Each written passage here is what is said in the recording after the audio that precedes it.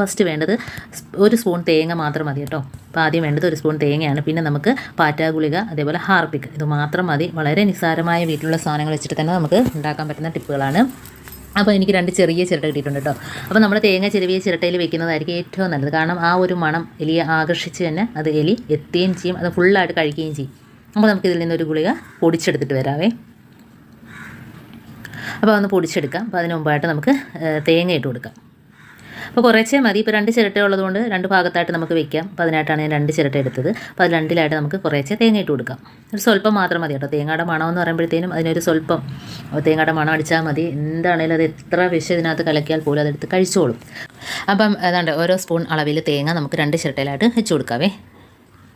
അപ്പോൾ തേങ്ങ ചിരവിയ ആ ചിരട്ടയാണ്, നല്ലൊരു മണമായിരിക്കും. അപ്പോൾ അത് കഴിച്ചിരിക്കുമ്പോൾ നമുക്ക് വെച്ച് കൊടുക്കുന്നത് വെറുതെ വേസ്റ്റായി പോവില്ല.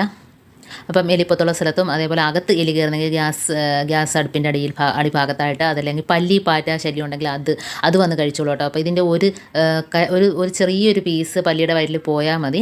ഇപ്പോൾ അതാണ്ട് ഞാൻ പാറ്റ ഗുളിക പൊടിച്ചത് 2 ചിരട്ടയിലായിട്ട് ഇട്ട് കൊടുക്കുന്നുണ്ട് കേട്ടോ. അപ്പോൾ എലിയെ ശല്യമൊക്കെ എത്ര കൂടുതലുണ്ടോ അതിനനുസരിച്ച് ഇതിൻ്റെയൊക്കെ അളവ് കൂട്ടാം. കുറഞ്ഞു പോകരുത്, കൂടിയാലും കുറഞ്ഞു പോകരുത്. കാരണം അത്ര നല്ലൊരു എഫക്റ്റ് ആയിരിക്കണം നമ്മൾ കൊടുക്കുന്നത്. അതേപോലെ ഹാർപ്പിക് ഒരു സ്പൂൺ അളവിൽ 2ലും കൂടെയാണ് ഞാൻ ഒഴിക്കുന്നത്. കുറച്ച് മാത്രം മതി കേട്ടോ.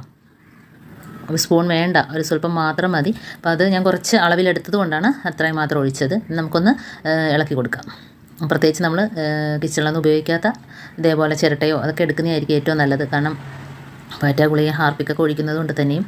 അതുപോലെ തന്നെ നമ്മളിത് വെച്ച് കൊടുക്കുമ്പോഴത്തേനും വീട്ടിൽ വളർത്തുമൃഗങ്ങളൊക്കെ ഉണ്ടെങ്കിൽ സൂക്ഷിക്കണം കേട്ടോ. അപ്പോൾ കോഴി, അതേപോലെ തന്നെ താറാവ്, അതേപോലെ ഒന്നും അത് അതിൻ്റെ അടുത്തോട്ട് വരാതെ സൂക്ഷിക്കണം. പ്രത്യേകിച്ച് രാത്രി വെക്കുന്നതായിരിക്കും ഏറ്റവും നല്ലത്. കാരണം രാത്രി ഇത് കഴിച്ചിട്ട് പോകുമ്പോൾ തന്നെ രാവിലെ അതിൻ്റെ വേസ്റ്റ് എന്തെങ്കിലും ഉണ്ടെങ്കിൽ നമുക്ക് എടുത്ത് മാറ്റുകയും ചെയ്യാമല്ലോ.